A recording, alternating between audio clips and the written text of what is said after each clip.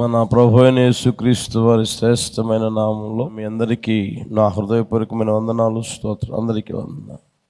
88వ కీర్తన 15వ చరణం నేను చదువుతాను, చూడండి.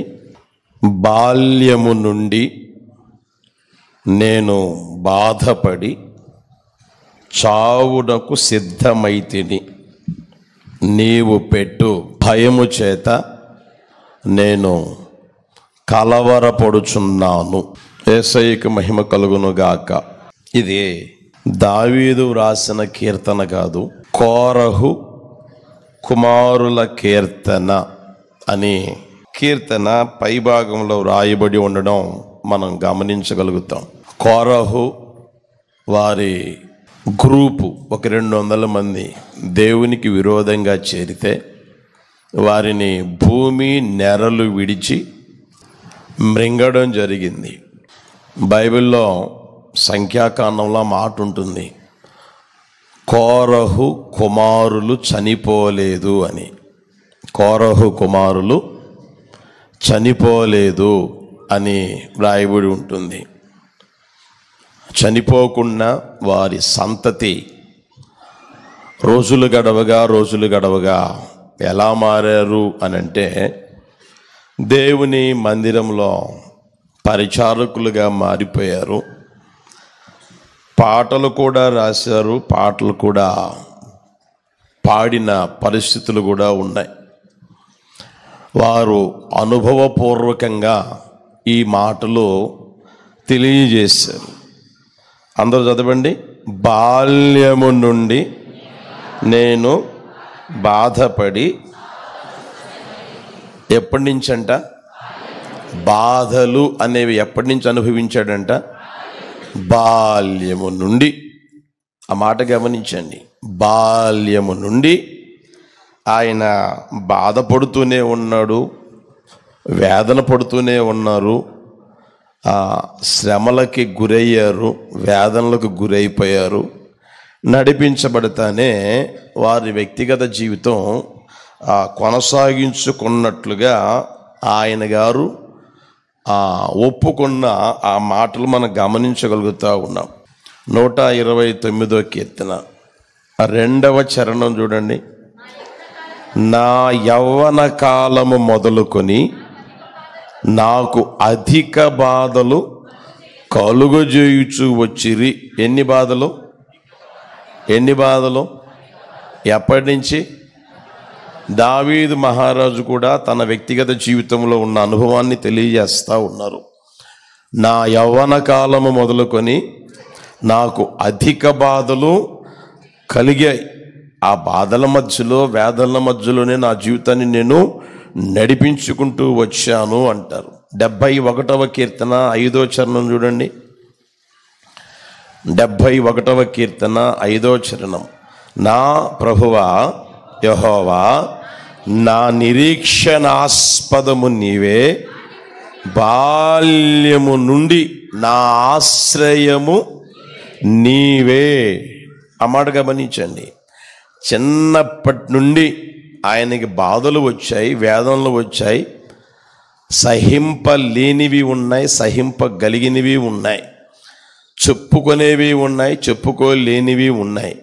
అవి ఏవైనా సరే ఆయన జీవితంలో అధిక బాధలు ఆయన అనుభవిస్తూ ఉన్న ఆ పరిస్థితులలో ఆయన అంటున్న మాట ఏంటంటే, నా బాల్యము నుండి నిన్నే నేను నమ్ముకొని ఉన్నా, నీవే నాకు ఆశ్రయముగా ఉన్నావు, నా నిరీక్షణగా ఉన్నావు, నా కొండగా ఉన్నావు, నా అండగా ఉన్నావు. నా అండ నీవే, నా బండ నీవే, ఆ తర్వాత నా శైలము నీవే, నా దుర్గము నీవే అని ఆయన అన్న మాటలు, ఒక్కానించిన మాటలు మనం గమనించగలం. ప్రియమైన వాళ్ళరా, చిన్నప్పటి నుండి దేవునిని చెప్పండి నమ్మినవాడు, చిన్నప్పటి నుంచి దేవుని స్తుతిస్తూ ఉన్నవాడు, చిన్నప్పటి నుంచి దేవునిని మహిమపరుస్తూ ఉన్నవాడు, ఘనపరుస్తూ ఉన్నవాడు, దేవుడే ఆయన సర్వస్వంగా చేసుకొని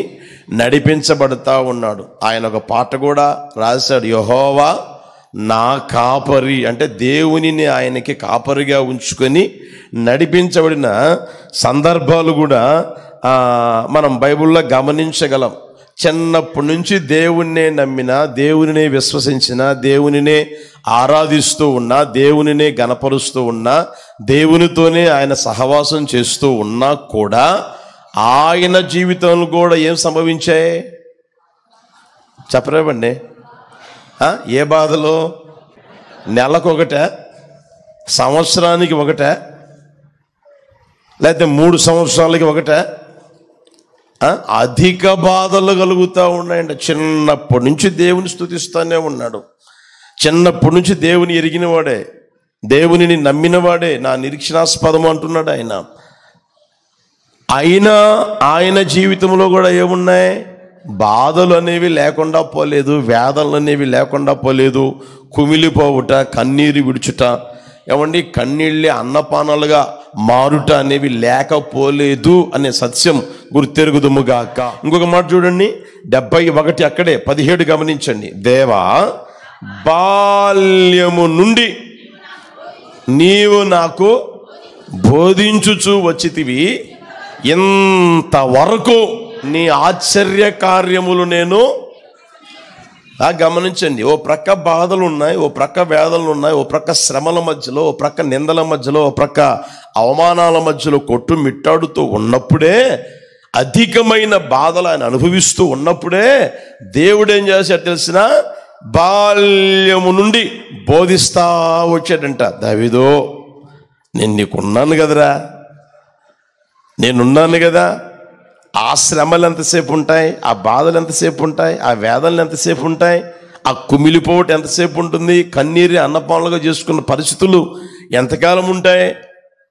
నా ఆశ్రయమని నువ్వు అంటున్నావు కదా, నేనున్నాను కదా. నీకు ఎందుకు భయపడుతున్నావు? ఎందుకు వేదనకు గురైపోతున్నావు?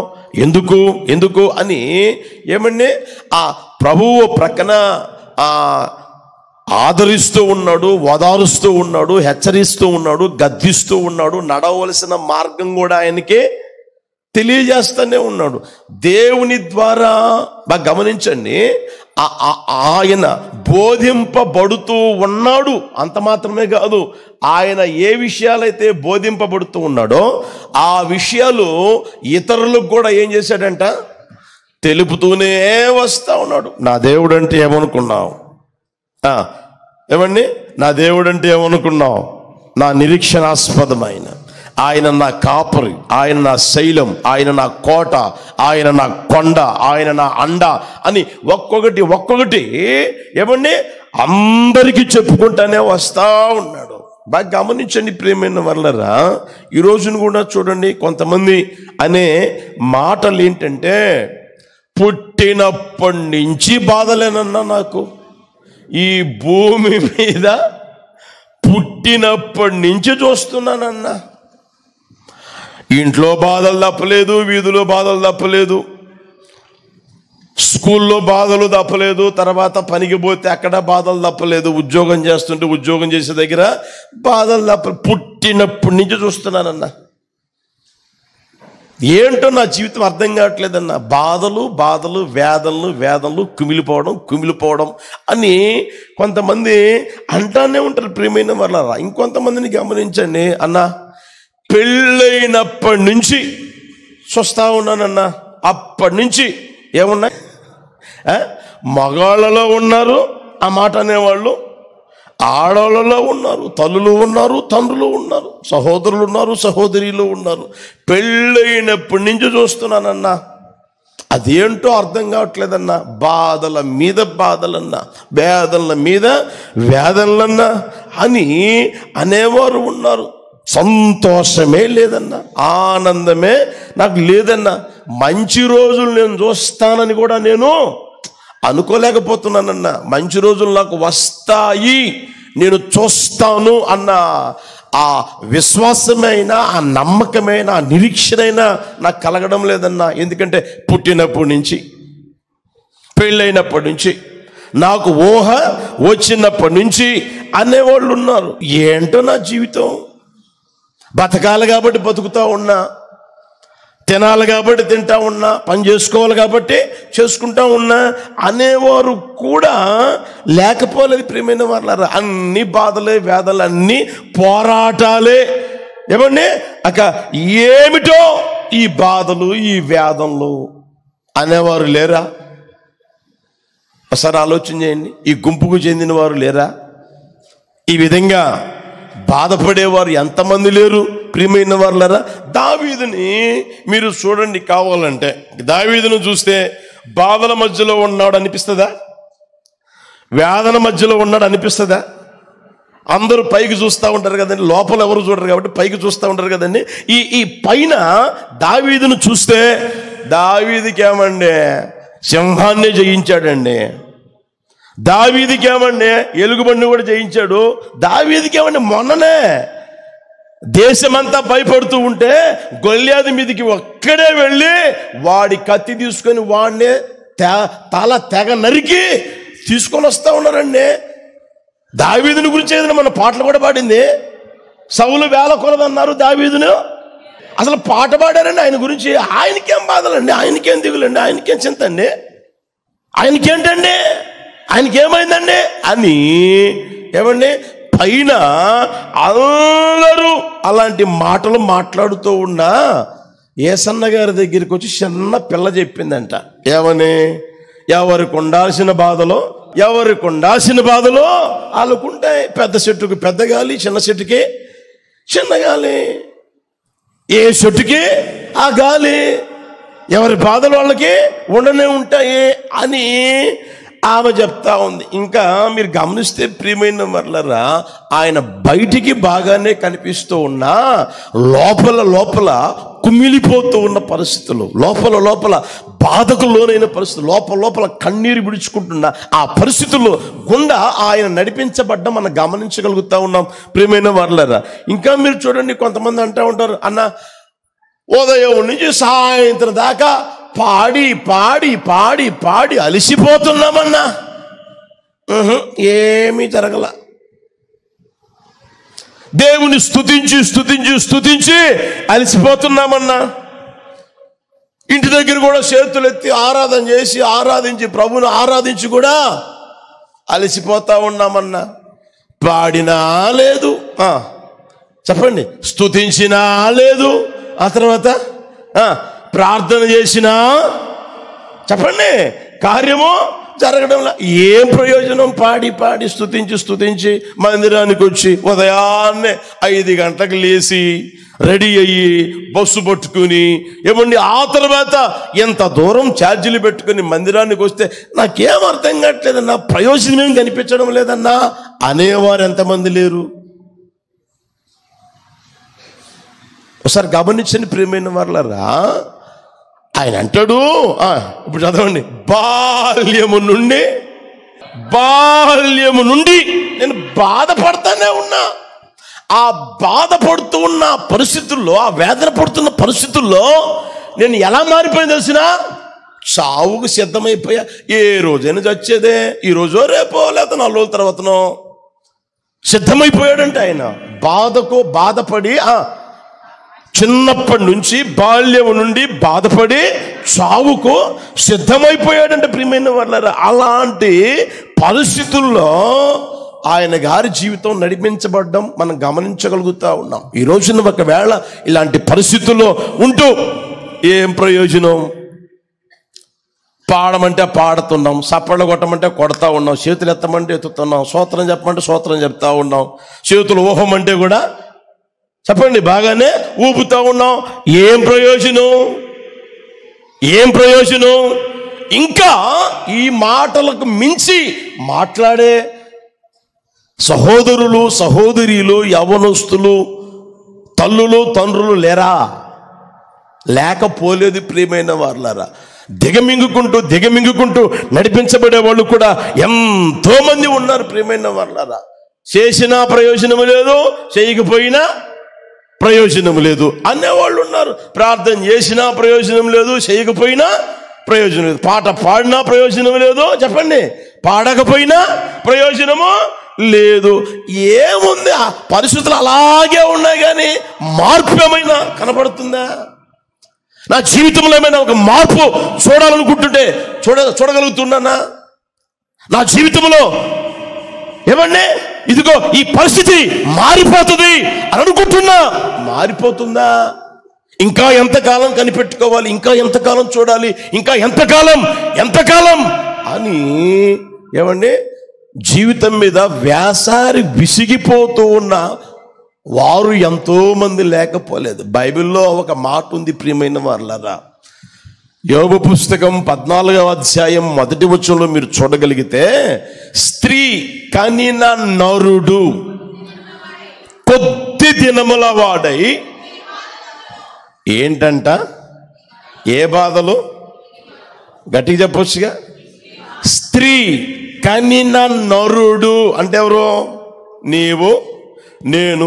ఇప్పుడు ప్రస్తుతానికి లోకంలో నాడి ఆడుతూ బ్రతుకుతున్న ప్రతి మనిషి ఎవరయ్యా అంటే స్త్రీ కనిన నరుడే. స్త్రీ కనిన వారు అందరూ కనిన వారే, వాళ్ళు ఆడోళ్ళు కావచ్చు, మగోళ్ళు కావచ్చు, ఎవరైనా సరే స్త్రీ కనిన వారే.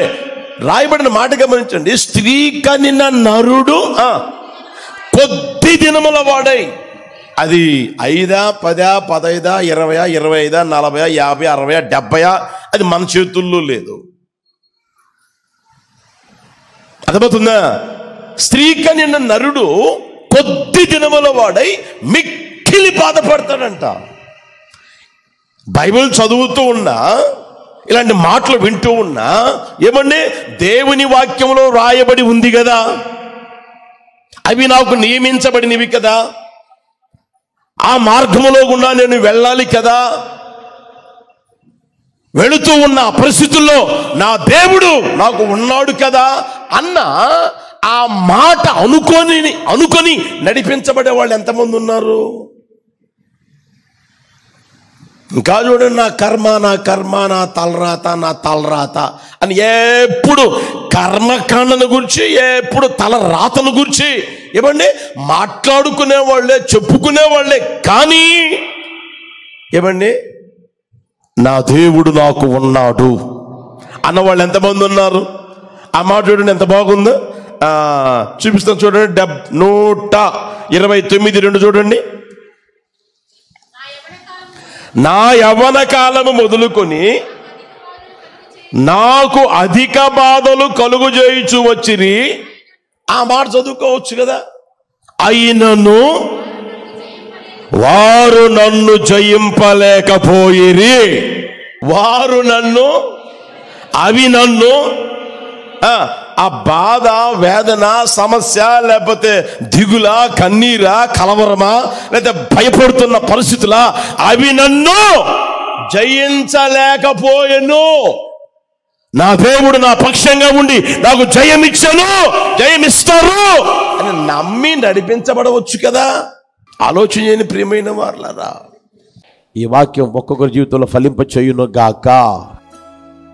కరుణా సాగర యేసయ్యా, కను పాపగనను కాచితివి.